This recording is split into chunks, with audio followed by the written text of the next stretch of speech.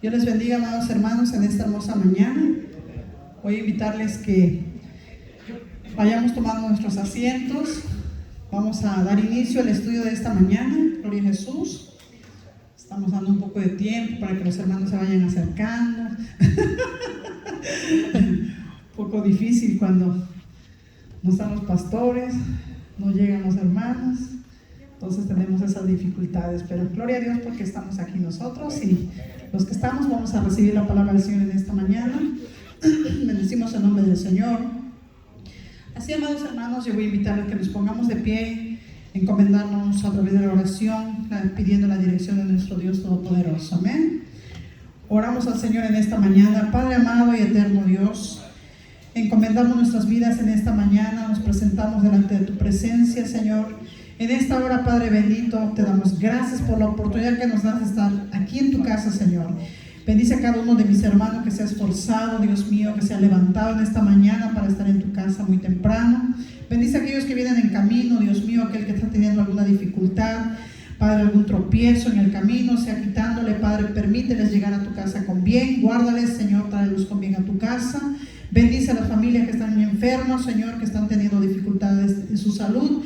Te rogamos, Dios mío, que tomes control en los niños, en los jóvenes, Padre, y en nuestros hermanos, Padre, que están teniendo problemas de salud. Guárdalos, sánales grandemente, Señor, en esta mañana. Asimismo, encomendamos la vida de nuestros pastores, Señor, ahí donde andan, Padre bendito, que seas guardándole y seas usándoles en gran manera para tu obra, Señor. En esta hora, Dios mío, vamos a pedir la dirección de tu Espíritu Santo para estudiar tu palabra. Trae libertad a este lugar, Señor, para meditar tu palabra y entender tu palabra, Señor. En esta mañana, Padre bendito, te ponemos todo aquello que se levanta en contra de tu voluntad, todo espíritu contrario, Señor, que se levanta, Padre, en contra de tu palabra, sea reprendido en el nombre de Jesús. Haya libertad de meditar palabra, todo sueño, todo pensamiento, Señor, que perturba, se vaya en el nombre de Jesús. Haya libertad en esta casa para adorar el nombre de nuestro Dios. Así en esta hora, Padre, confiamos en tu Espíritu Santo, seas guiándonos en este lugar. Gracias, Cristo Jesús. Amén. Bendito sea el Señor. Así como estamos, amados, les voy a invitar que abramos nuestra Biblia. Hoy vamos a leer el estudio que vamos a tener el día de hoy. Es acerca de un estudio donde vamos a analizar algunas características de las últimas dos cartas del Apocalipsis. Y en esta hora quiero que leamos Apocalipsis capítulo 3. Bendito sea el Señor. Y vamos a leer en los versículos, el versículo 10 nada más para empezar. Vamos a leer el versículo 10 del capítulo 3 del Apocalipsis. Dice la palabra del Señor: por cuanto has guardado la palabra de mi paciencia, yo también te guardaré de la hora de la prueba que ha de venir sobre el mundo entero, para probar a los que moran sobre la tierra. Tomen su asiento un momento. La semana pasada, nuestro hermano Joel terminó con el estudio sobre la iglesia de la Odisea. Hoy vamos a hacer un análisis para los que tengan su libro. Yo no sé cuántos han comprado su libro, pero para los que tienen su libro, van a encontrar en la página capítulo 94 sobre un carácter escatológico de las dos últimas cartas. Es un estudio acerca de lo que estas cartas traen como enseñanza a la iglesia del día de hoy. Entonces, este punto habla acerca de un análisis a estas dos iglesias a las que se les analizó, se les estudió las cartas que se les dio a ellas. Pero la escatología es una rama de la teología que estudia acerca de las cosas de los últimos tiempos. Entonces, la escatología que le vamos a estudiar hoy va a ser a la iglesia de la Filadelfia y la iglesia de la Odisea. Estas dos iglesias presentan, aparte de que tienen nos presentaron una carta que nos dio la historia sobre esta iglesia, también esta iglesia presenta algo profético.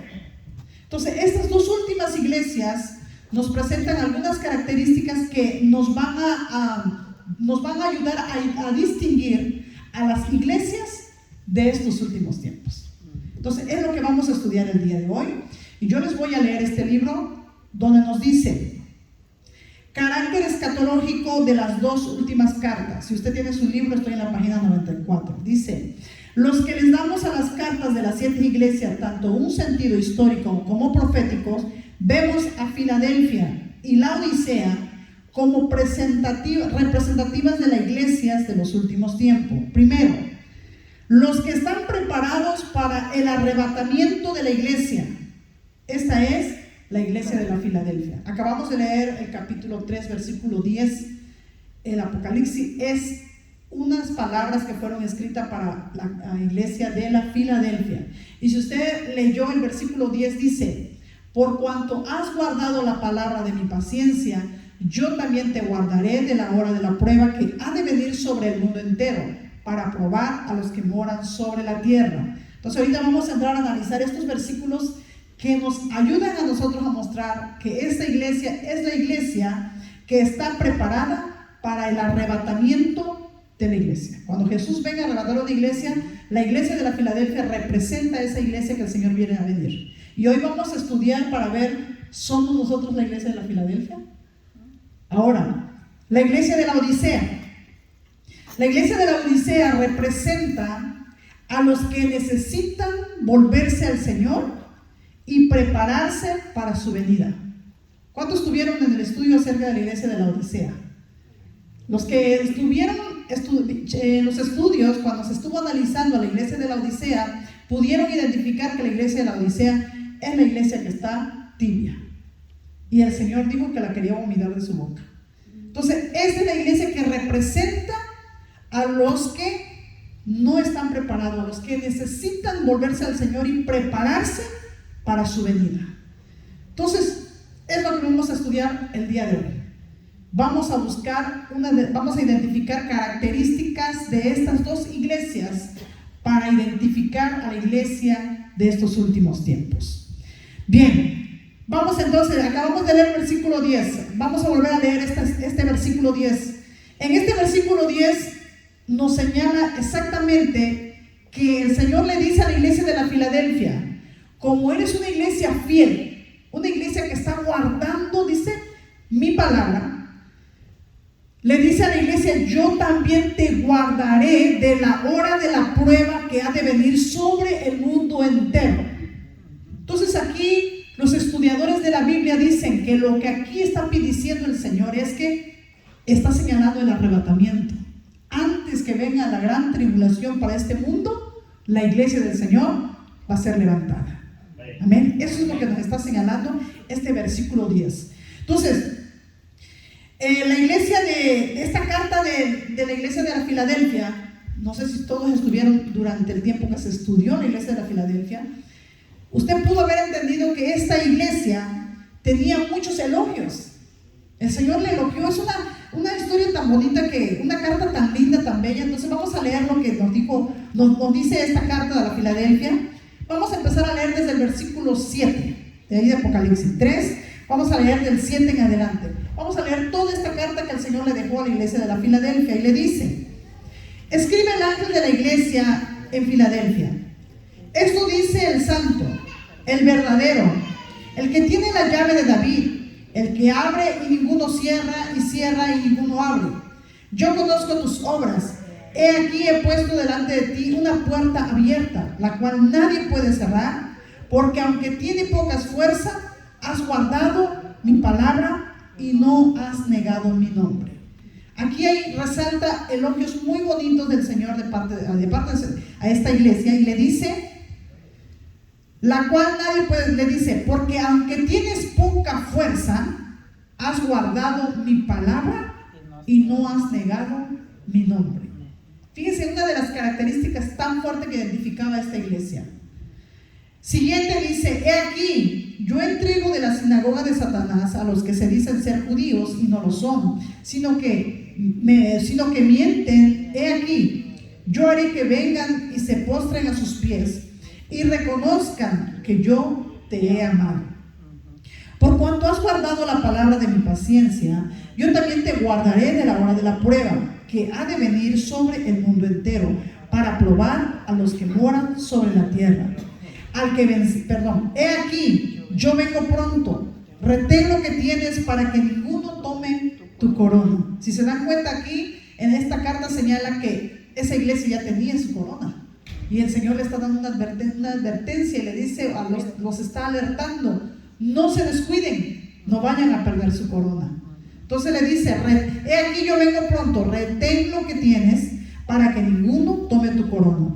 Al que venciere, yo lo haré columna en el templo de mi Dios, nunca más saldrá de allí, y escribiré sobre él el nombre de mi Dios y el nombre de la ciudad de mi Dios, la nueva Jerusalén, la cual desciende del cielo de mi Dios, y mi nombre nuevo.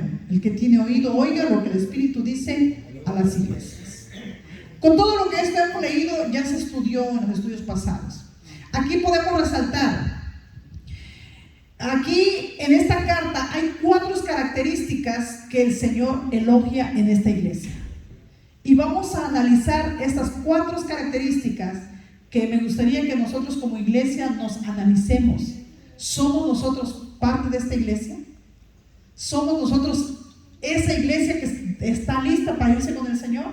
Vamos a estudiar esto. Entonces dice, elogia 4 características. Primero, leímos lo que decía aquí en el versículo 8. Porque aunque tienes poca fuerza, has guardado mi palabra. Primero, amado hermano, nosotros como hijos de Dios, como iglesia del Señor, vamos a tener momentos de debilidades, dificultades y luchas. Esto es parte del proceso del caminar como hijos de Dios. Cuando usted sienta que se está debilitando y dice, no, yo creo que ya no la voy a hacer aquí, mejor aquí la dejo. Siento que es mucho, siento que no puedo, no resisto al pecado, el mundo siento que es más fuerte. No, hermanos. Nosotros como hijos de Dios, esa es parte de la lucha y la batalla. Llega la debilidad, llega el cansancio, llega el desánimo. Pero ante todas estas cosas la palabra nos advierte que nos mantengamos firmes, sigamos velando, sigamos adelante, firmes. Vamos, hermano, todos los apóstoles en la carta, el apóstol Pablo, el apóstol Pedro, en sus cartas, nosotros podemos leer palabras de ánimo, palabras de exhortación, para que usted y yo tomemos esa palabra y nos mantengamos firmes y fortalezcamos nuestra fe en el Señor. Amén. Por eso es muy importante que un cristiano lea la palabra de Dios, porque a través de la palabra de Dios es donde usted va a recobrar ánimo. Amén. Entonces, Apocalipsis 3:8 es lo que nos dice. Vamos a leer lo que nos dice 2 de Corintios acerca de esto. El apóstol, fíjense lo que dice el apóstol Pablo. 2 de Corintios 12:10. Si alguien lo tiene, le puede dar lectura, si podemos avanzar más rápido.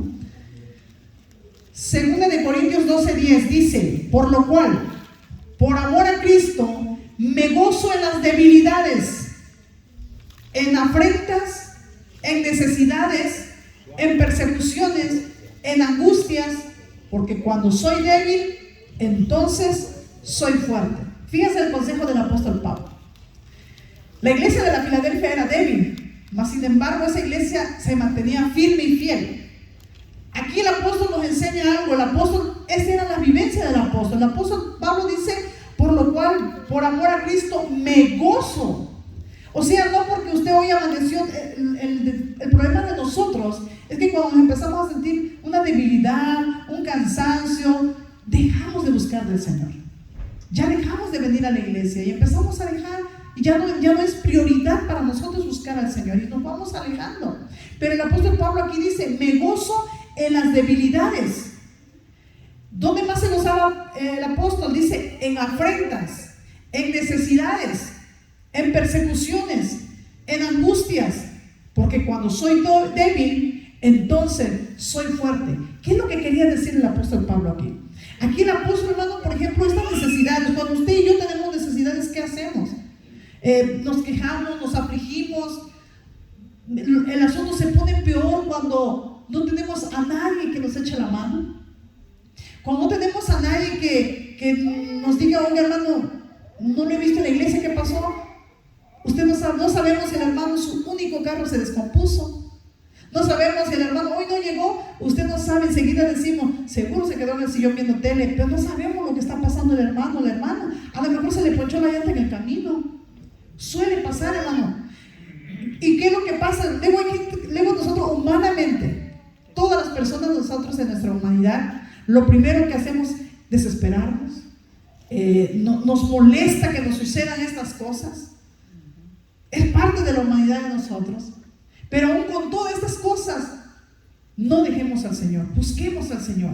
Y el apóstol es lo que nos enseña. El apóstol dice, en las angustias, ¿cuántas veces no hemos andado angustiados, preocupados? El apóstol dice que cuando él se sentía débil, entonces era fuerte.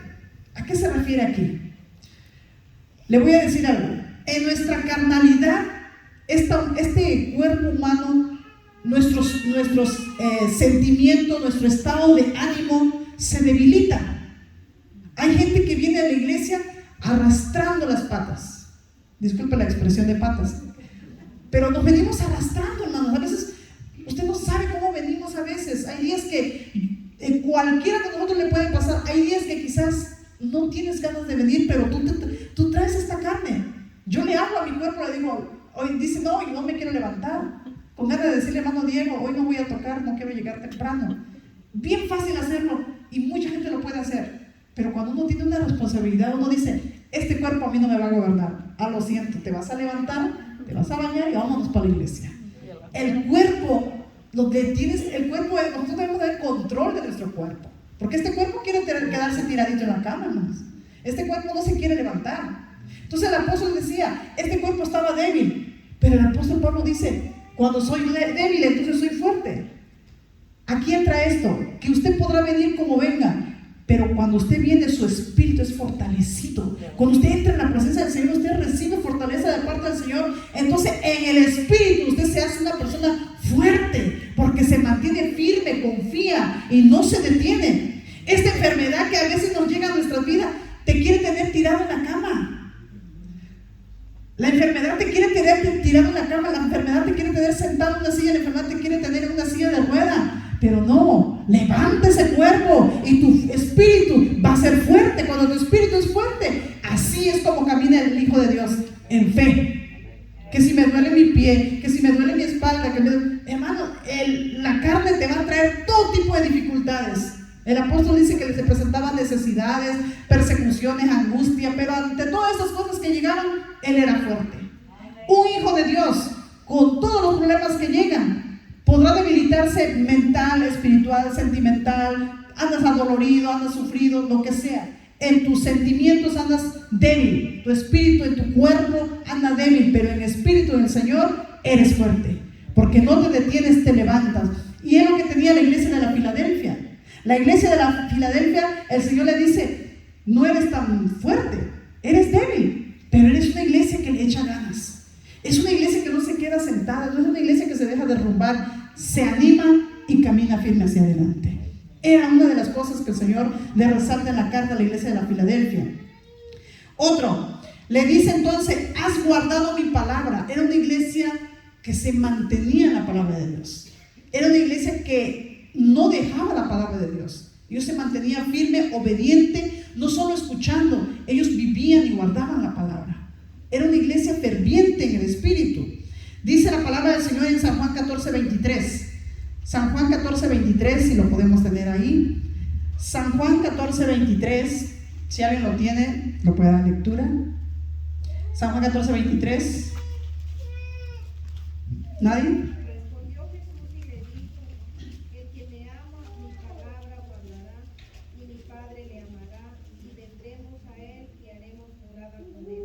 Fíjense qué hermosa palabra. Aquí está clara la palabra del Señor. Respondió Jesús y les dijo, el que me ama, mi palabra guardará y mi Padre le amará y vendremos a él y haremos morada en él. Versículo 24 dice, el que no me ama no guarda mis palabras y la palabra que habéis oído no es mía sino del Padre que me envió. Si usted y yo decimos amar a Dios, somos una iglesia que ama al Señor, tenemos que guardar la palabra del Señor. Tenemos que vivir la palabra del Señor. Tenemos que tener la palabra del Señor, escribirlas en nuestra tabla del corazón o escribirla donde usted quiera, pero que la palabra de Dios no salga de nuestra vida. Ese es nuestro alimento como pueblo de Dios, como hijos de Dios. Mantengamos la palabra de Dios en nuestras vidas. Entonces, esta es una de las características de la iglesia de la Filadelfia. Tercer punto. Esta iglesia dice que no ha negado el nombre del Señor. Esta iglesia no negó el nombre del Señor. Dice la palabra del Señor en el versículo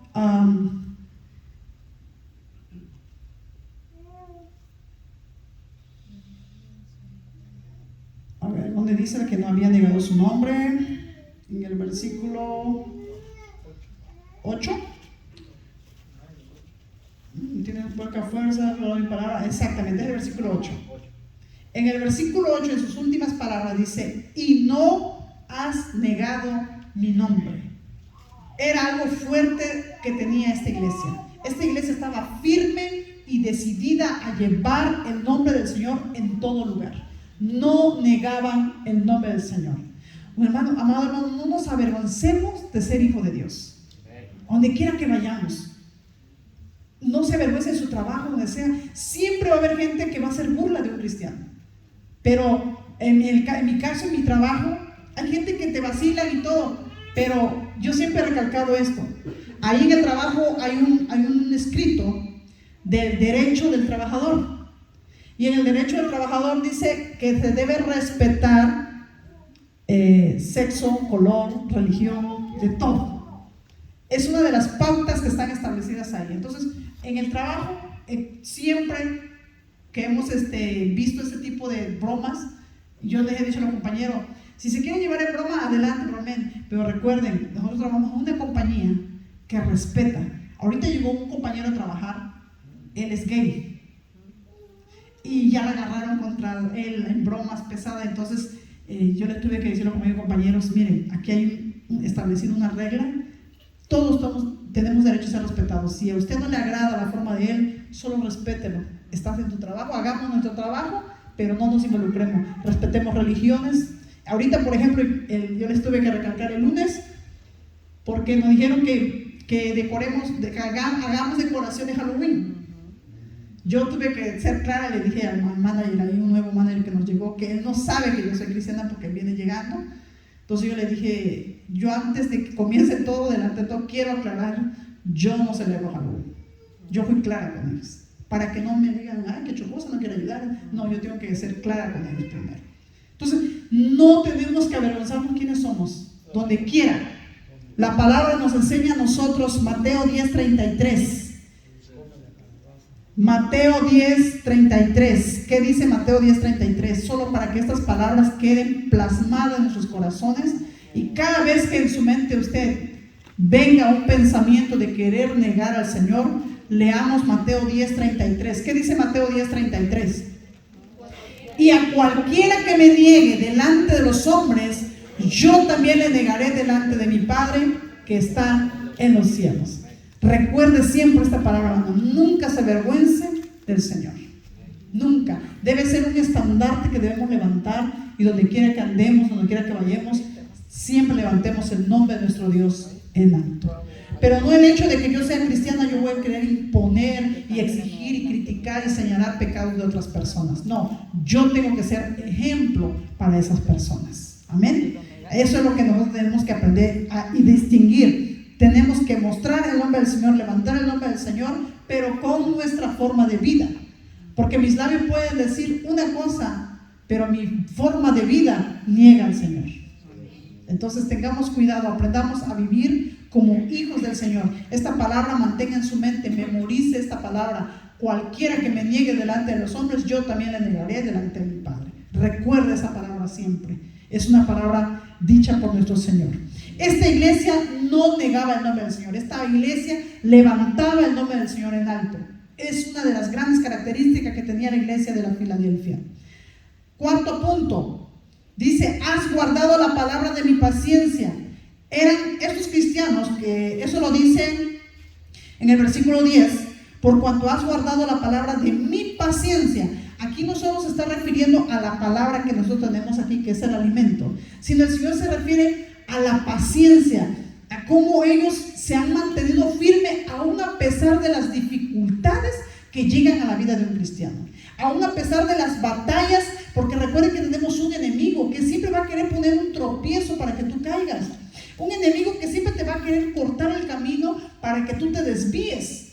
Entonces esta iglesia de la Filadelfia dice que esta iglesia la guardaba con paciencia la palabra del Señor, los mandatos, los decretos, la ley de Dios. Entonces esta iglesia se mantenía firme. Eso es lo que indica aquí, que usted y yo, aún a pesar de todo lo que se presenta en nuestras vidas, seamos un fiel soldado de Jesucristo.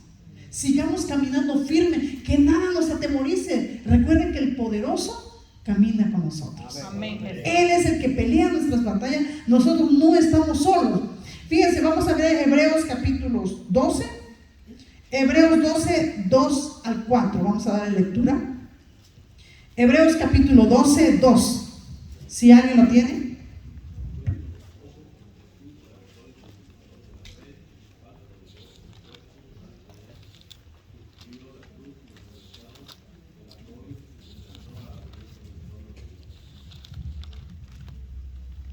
Fíjense lo que dice, 12:2 de Hebreos.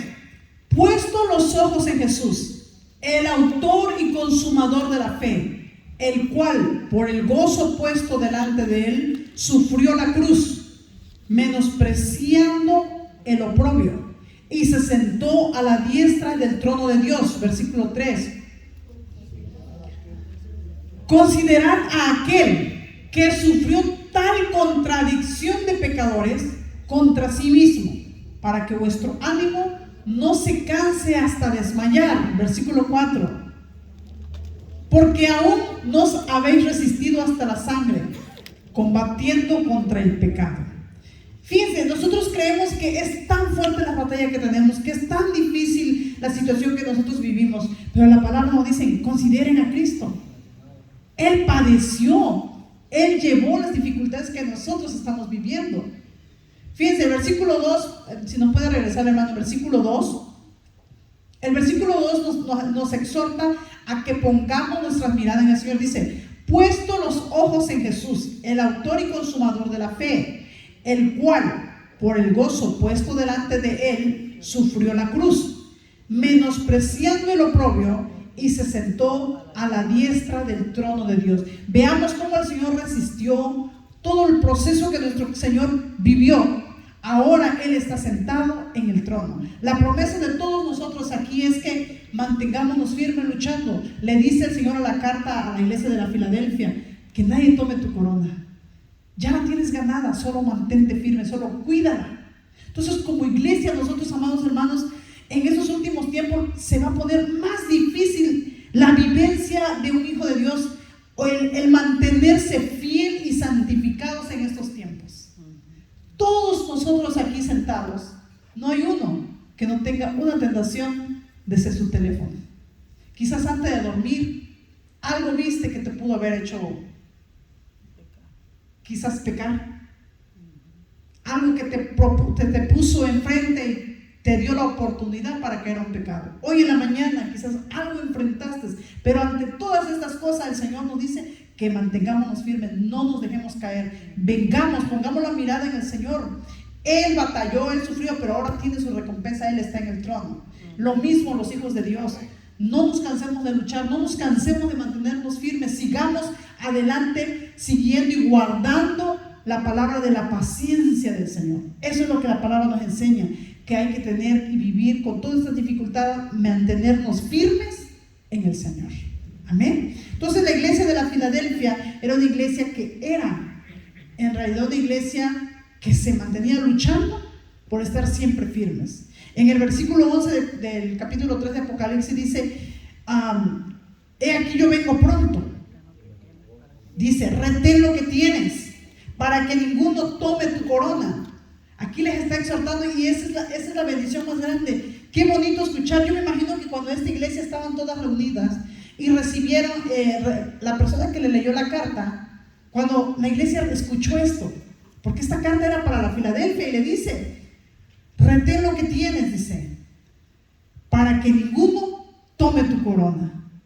Qué bonito cuando te digan, hermana, hermano, solo manténganse, ya tienes tu corona ganada, solo mantente luchando, mantente firme, no te desanimes, no te desalientes, aún con todas las cosas que en la vida se presentan, no te desalientes, mantente firme, porque tu corona ya está ganada. Ya está tu corona. El Señor le advierte que ninguno tome tu corona, porque ya está tu corona. Entonces, dice que la corona se la pueden dar a otro. Ahí entraríamos a hablar muchas cosas, no terminaríamos de hablar. Pero la corona hay que mantenerla. Es tu vida espiritual, tu servicio, tu entrega al Señor. ¿Cuántos estamos sirviendo al Señor? ¿Cuántos nos estamos ganando esa corona en verdad? Luchando, haciendo, manteniendo, siempre enfocados en algo. Hay gente que critica y dice, no, pero el evangelio es allá afuera, no acá adentro. Amados hermanos, también es acá adentro. Aquí es el servicio, el hacer lo que tú hagas sea para bendición para tu hermano, para tu hermano. El hecho de que usted pase solo a leer un salmo, usted está haciendo de bendición para los hermanos que están aquí, porque usted no sabe que ese salmo que usted leyó, una palabra de ese salmo pudo impactar una vida. Usted no sabe, pero así trabaja Dios. Amén. Todos mantengámonos en ese mismo sentir como esta iglesia. En 2 Timoteo 4:8, vamos a leer 2 Timoteo 4:8. ¿Qué nos dice el apóstol en esta carta? Amén. Esta era una iglesia que era exhortada a mantenerse fiel en todo momento, que no decayera. 2 Timoteo 4:8 dice: por lo demás, me está guardada la corona de justicia, la cual me dará el Señor, juez justo en aquel día, y no solo a mí, sino también a todos los que aman su venida. Así que no piense usted que la corona nada más lo tienen los diáconos de la iglesia, no piense que la corona nada más lo tienen los músicos, los que predican, no. Ahí dice, todos los que aman su venida. Recuerde eso siempre. Amén. Bendito sea el Señor. Así, amado hermano, entonces, en Mateo, el Señor nos habla en el capítulo 24, versículo 3, y dice que el que venciere hasta el final, este será salvo. El Señor nos exhorta a mantener firme nuestra fe en todo momento. El que venciere hasta el final, este será salvo. Hay que estar firmes en la fe, que ninguno tome nuestra corona. Ok, es un análisis solo de lo que ya se estudió para identificar a la iglesia de la Filadelfia. ¿Por qué? Porque la iglesia de la Filadelfia, en la escatología bíblica, la iglesia de la Filadelfia representa a la iglesia que está preparada para irse con el Señor. Esa es la iglesia que identifica en su historia. Proféticamente, la iglesia de la Filadelfia representa a la iglesia que está preparada para irse con el Señor. La iglesia de la Odisea, vamos a entrar ahora con la Odisea. La iglesia de la Odisea, dijimos que la iglesia de la Odisea representa a la iglesia que necesita arrepentirse y volver al Señor, porque era una iglesia que aparentemente estaba buscando de Dios, mas sin embargo no estaba viviendo como Dios quería que viviera. Y vamos a entrar a ver lo que dice la iglesia le dicen a la iglesia de la Odisea. A la iglesia de la Odisea, aquí en Apocalipsis 3 también, leemos el 14, versículo 14 dice: y escribe el ángel de la iglesia en la Odisea: he aquí el amén, el testigo fiel y verdadero, el principio de la creación de Dios, dice esto: yo conozco tus obras, que ni eres frío ni caliente. Ojalá fueses frío o caliente, pero por cuanto eres tibio y no frío ni caliente, te vomitaré de mi boca. Porque tú dices: yo soy rico y me he enriquecido, y de ninguna cosa tengo necesidad, y no sabes que tú eres un desventurado, miserable, pobre, ciego y desnudo. Por tanto, yo te aconsejo que compres oro refinado en fuego para que seas rico, y vestiduras blancas para vestirse, y que no se descubra la vergüenza de tu desnudez, y unge tus ojos con colirio para que veas. Yo reprendo y castigo a todos los que amo. Sé pues celoso y arrepiéntete. He aquí, yo estoy a la puerta y llamo. Si alguno oye mi voz y abre la puerta, entraré a él y cenaré con él y él conmigo. Al que venciere, le daré que se siente conmigo en mi trono, así como yo he vencido y me he sentado con mi Padre en su trono. El que tiene oído, oiga lo que el Espíritu dice a las iglesias. Qué triste la carta de la Odisea, porque si usted se da cuenta, la carta de la Odisea no le dan ningún elogio, no le resaltan algo bueno de esa iglesia. En realidad esa iglesia no tenía nada bueno, y para ello tenían lo principal: mucho dinero. La iglesia de la Odisea no le hacía falta porque no tenía necesidad económicamente, pero en lo espiritual esta iglesia no tenía nada que resaltar en la carta. Entonces vemos nosotros que esta iglesia representa esa iglesia que se necesita alistar, se necesita arrepentir en donde ha caído. Le aconseja, la palabra en el consejo que tiene aquí, en el Apocalipsis, esta carta, le dice el Señor a esta iglesia que compre oro, que es el oro espiritual. Le aconseja que compre vestiduras, que son vestiduras espirituales. Le aconseja que compra vista, pero habla en lo espiritual. Vamos a ver entonces la escritura. Nos enseña la palabra del Señor.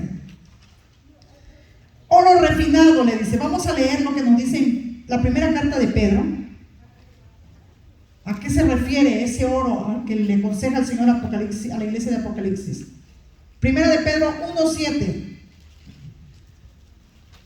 Dice: para que sometida a prueba vuestra fe, mucho más preciosa que el oro, el cual, aunque perecedero, se prueba con fuego, sea hallado en alabanza, gloria y honra cuando sea manifestado Jesucristo. Aquí nos está señalando que lo más precioso que el oro es la fe. Aquí vemos mucho más preciosa que el oro es la fe. Primera de Timoteo 6:18. Vamos a leer lo que dice Primera de Timoteo 6:18.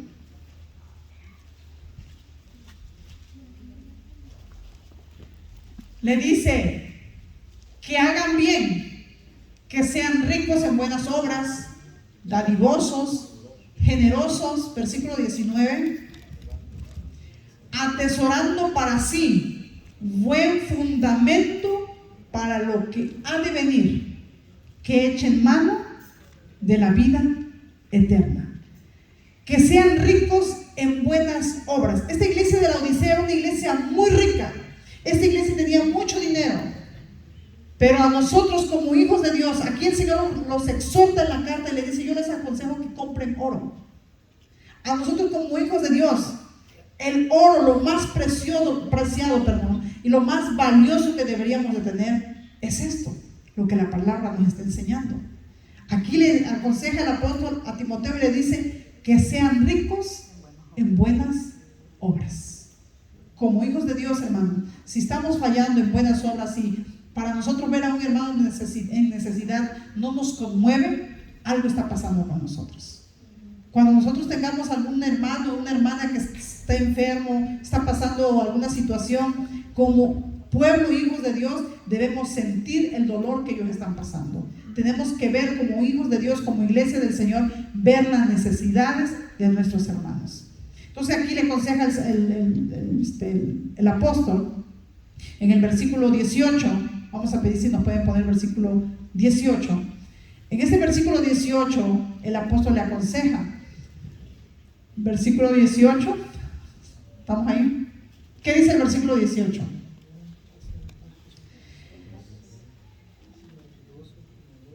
Es 18. Bueno, estamos en la misma cita bíblica. A ver, ¿qué dice el 18? Primera Timoteo 6:18. El que estábamos leyendo. Que hagan bien, que sean ricos. Es bueno que sean ricos, pero no se refiere en dinero, sino en buenas obras. Bien, bendito sea el Señor. Ahora, segundo consejo que le dice el Señor en esta carta es que compren vestiduras. Las vestiduras representan las vestiduras espirituales. El Señor le da el consejo: compren ropas blancas, que no se descubra la vergüenza que ellos tienen, porque dice que ellos, el Señor les decía que físicamente, en cosas materiales, usaban las mejores ropas, los mejores lujos. Yo me imagino que las señoras de la Odisea estaban enjolladas, con unos sombreros de lujo, buenos zapatos, buenas ropas, pero el Señor le dijo: ustedes están desnudos. El Señor le dice: yo les aconsejo que compren vestiduras blancas. Y lo que el Señor les está representando aquí es el pecado. El Señor lo que les está exhortando es que están cuidando vestimentas materiales físicas cuando están descuidando lo más importante, tu vestidura espiritual. porque no me sirve de nada que yo ande con una faldota arrastrando cuando mi corazón y mi lengua está envenenando a otras personas, criticando a todo mundo, señalando el pecado de otros. De nada me sirven mis 5 metros de telas, de nada. Y el Señor le aconseja a la iglesia: no le pongan importancia, no estén comprando sus vestiduras, mejor compren. Yo les aconsejo que compren este tipo de vestiduras. Zacarías capítulo 3, vamos a leer lo que nos dice Zacarías capítulo 3, vamos a ver un ejemplo aquí de una gran visión que representa un estado espiritual o una transformación de una vida espiritual. Jeremías capítulo 3, versículo 3 y 4. Perdón, Zacarías 3, dice la palabra del Señor en el versículo 3: y Josué estaba vestido de vestiduras viles y estaba delante del ángel. Y habló el ángel y mandó a los que estaban delante de él, diciendo: quitadle esas vestiduras viles. Y a él le dijo: mira que he quitado de ti tu pecado y te he hecho vestir de ropa de gala. Aquí es una visión, usted en casa puede leer el capítulo 3 si usted lo quiere, pero esta es una visión de Josué. Entonces dice, el sacerdote se presentó, pero aquí en esta visión le decían que el Señor, cuando nos va a usar, hermano, cuando el Señor te llama, te tiene que transformar. Él transforma nuestras vidas. No crea que usted va a servir al Señor así como viene del mundo. No, usted viene de allá, pero cuando usted empieza a servir al Señor, el Señor necesita hacer una obra en nuestras vidas. Aquí hay una transformación. Entonces esto tipifica, simboliza el cambio y la transformación. Entonces el Señor le habla a la iglesia de la Odisea: necesitas comprar vestimentas blancas, necesitas pensar en esto. Entonces aquí nosotros lo que el Señor se está refiriendo es la transformación, un cambio total en la vida de esta iglesia. Entonces le dice el versículo 4: y habló el ángel y mandó a los que estaban delante de él, diciendo: quitadle esas vestiduras viles. Y a él le dijo: mira que he quitado de ti tu pecado y te he hecho vestir de ropa de gala. Qué precioso y qué bonito cuando el Señor hace esa transformación en nuestras vidas. Entonces la exhortación y el consejo para la iglesia de estos tiempos que se encuentran fría, que no está preparada: esa iglesia necesita buscar de esta vestimenta, limpiarse de este pecado, vestirse de ropas blancas. Entra la santidad, entra la consagración como pueblo de Dios. Todos nosotros somos aquí la iglesia. ¿En realidad somos la iglesia de la Filadelfia o somos la iglesia de la Odisea? Hoy quiero que analicemos, es personal, hermanos. Tu vida es personal, porque usted y yo somos la iglesia del Señor. ¿Cómo nos presentamos delante del Señor? ¿Venimos con nuestras vestiduras viles delante del Señor o ya traemos esa ropa de gala que habla la palabra del Señor? ¿Cómo estamos delante del Señor? Porque recuerde que eso es lo que los ojos del Señor ven. Los ojos del Señor no están viendo tu ropa que traes ahorita. Los ojos del Señor están viendo lo que está dentro de ti. Cómo vienes delante de ti. El Señor sabe quién viene herido. El Señor sabe quién viene roto del corazón. El Señor sabe quién hoy viene decepcionado. Todo lo sabe el Señor. Él es el que te conoce. Por eso cuando nos presentamos delante de Él, Él manda que hagan las cosas.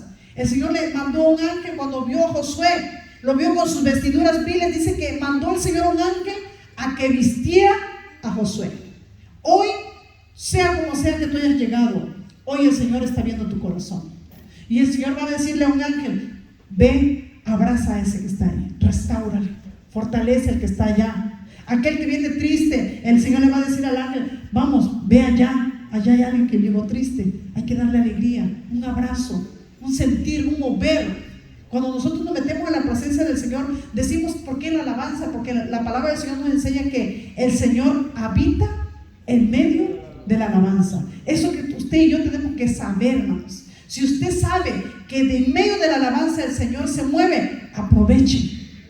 Ahí, hermanos, ahí métase con Dios, habla con el Señor. Dile: si tú estás pasando por aquí como hacía la gente cuando Jesús caminaba por las calles de aquel lugar. Jesús caminaba y la gente oía de Jesús. La gente corría para buscar al Señor, para encontrarlos en el camino. Cuando decían: el Señor Jesús viene de tal lugar, va a pasar por aquí, la gente corría en ese camino para esperarlo.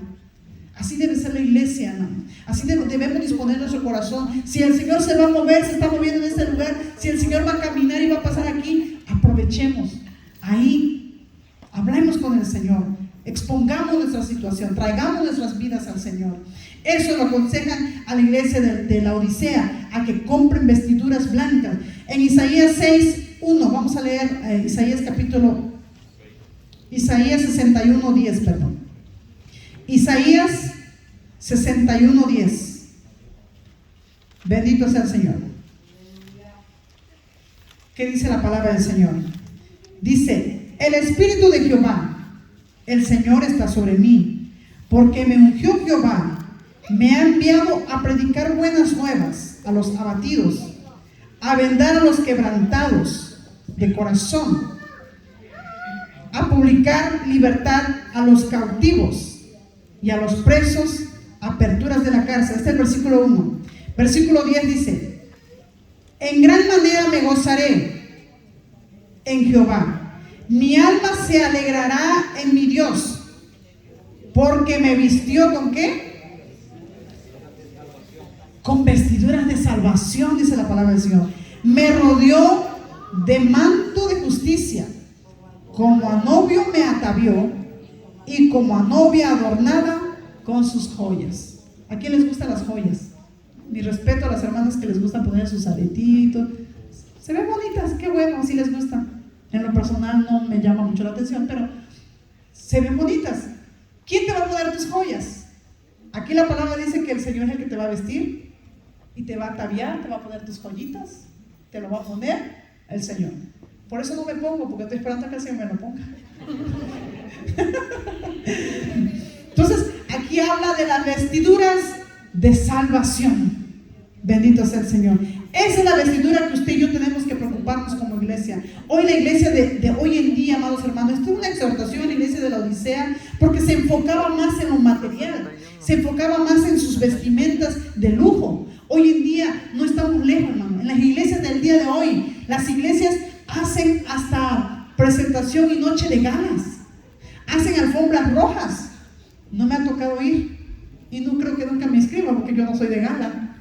Ahí, hermanos, hacen su pasarela. Aquí no pasa, pero ha habido iglesias que hacen pasarela, donde escogen a las hermanas que van a lucir vestidos lujosos, brillosos, y hacen entrada triunfal y todo. Hasta ahí han llegado las iglesias de estos días. Pero el Señor nos exhorta en su palabra: no nos preocupemos por cómo te vas a ver en tu ropa. No importa que tú no estés usando la ropa de moda, no importa que no estés con la marca que hoy está de moda. Todo es por marca, todo es por lujo. Luego le mira la ropa, no, pues esa playerita hace como 10 años salió de moda, ya pasó, ya ni sale, ya ni existen esas ropas en las tiendas. O sea, no nos preocupemos por vivir a la moda, hermano, por vivir el momento, el tiempo moderno. Esa no debe ser la preocupación de la iglesia. La iglesia se debe de preocupar de traer una vestimenta espiritual. Eso es lo que la palabra del Señor nos exhorta, y le exhortó a la iglesia de la Odisea, y hoy en día es una exhortación para todos nosotros. No nos enfoquemos en nuestras vestimentas, que si tú te vistes mejor, que si yo me he visto más, que si esto. Eso no es de suma importancia, no es de gran valor para el Señor. El Señor lo que quiere es que nos vistamos con vestiduras espirituales.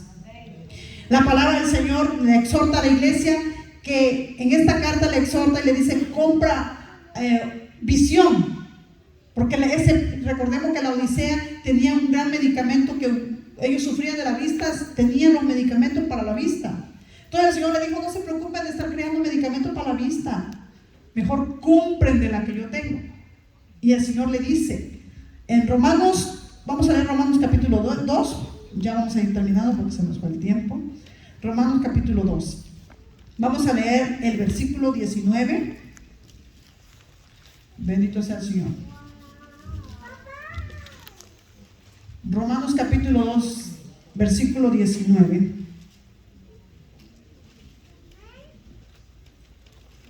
Dice la palabra del Señor: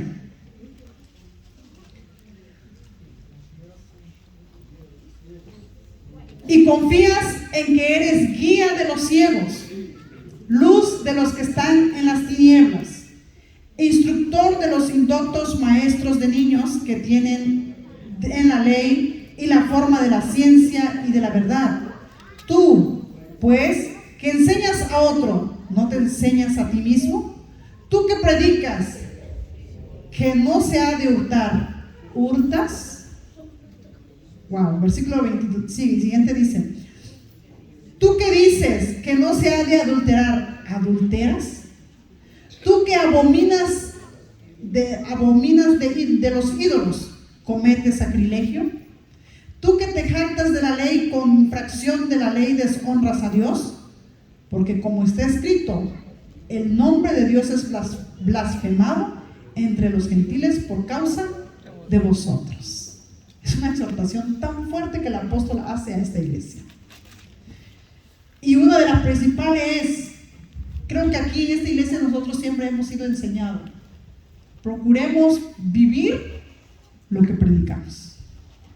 Por eso yo les decía a ustedes, cuando hablábamos acerca de no negar al Señor, usted podrá decirle al medio mundo y cantarlo si usted quiere que es cristiano, pero si su vida no testifica a Cristo, de nada nos sirve decir yo soy cristiano.